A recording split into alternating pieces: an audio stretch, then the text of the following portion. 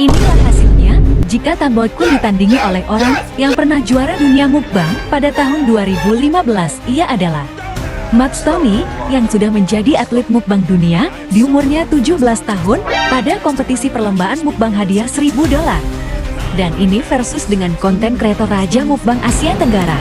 Siapakah pemenangnya? Dan dinilai dari segi apa? Simak terus sampai akhir.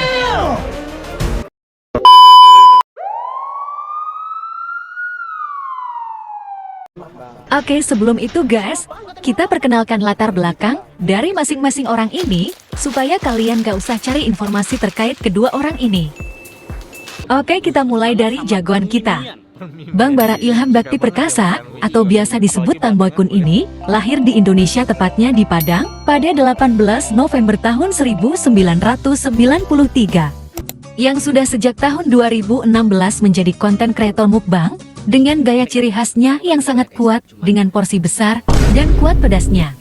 Lalu di sisi penantangnya adalah Max Tony, yang lahir di Amerika pada 24 Mei tahun 1992.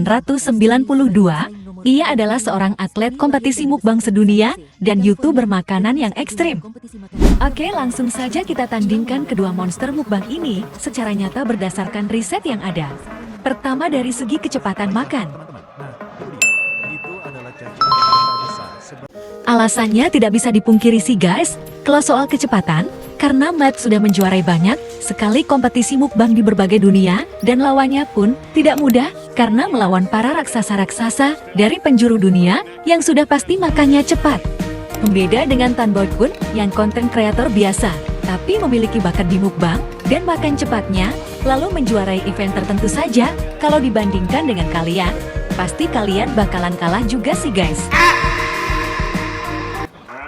Lalu, yang kedua dari segi kapasitas perut.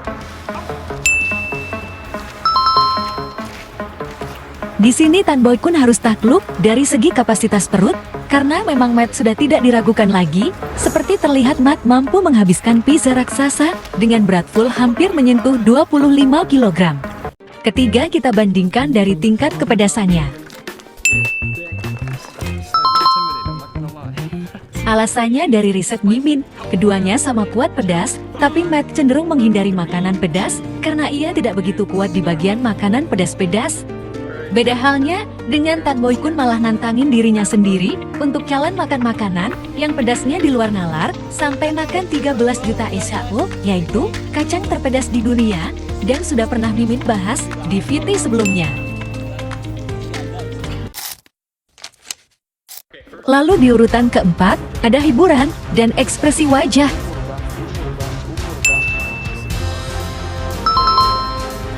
Jadi kenapa alasan Mimin masukin ekspresi dan hiburan? Karena menurut Mimin mukbang tidak hanya makan banyak dan menjelaskan makanan saja, tapi bisa menghibur penonton sekaligus agar lebih dekat dengan audiens atau fansnya.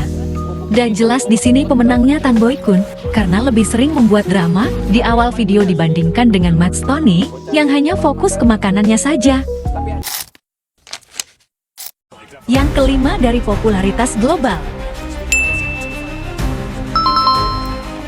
Kalau ini alasannya, sudah tidak perlu dijelaskan lagi, karena Max Tony sudah sangat terkenal di dunia permukbangan. Kalau Tan Boy Kun hanya terkenal atau populer di Asia Tenggara saja, yang sudah pasti Tan Boy Kun kalah pada masalah popularitas global ini.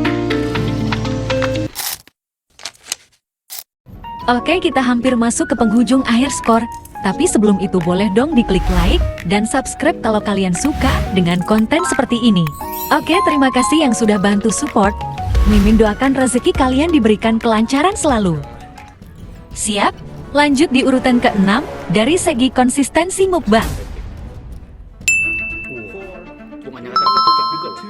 Kalau ini didapat datanya berdasarkan video ini dibuat, Tan Boy Kun lebih konsisten upload setiap minggunya 1-3 video, sedangkan Max Tony di channel YouTube-nya hanya 2-3 dalam satu bulannya, dan di sisi ini sudah jelas Tan Boy Kun menang dan berhasil menyamai kedudukan sementara. Dan inilah sesi penentu kemenangan antara Tan Boy Kun si Raja ASEAN, ataukah Max Tony sang juara bertahan World Mukbang sejak tahun 2015. Oke, mari kita mulai. Yang ketujuh dari segi prestasi. Ya guys, ini sih sudah sangat kalah telak untuk prestasi Tan Boy Kun jika dibandingkan dengan Matt Stoney yang sudah menjuarai level global dan sering mencatatkan rekor dunia yang sama sekali Tan Boy Kun belum pernah capai sebelumnya. Jadi di sini Tan Boy Kun harus takluk oleh Matt Stoney.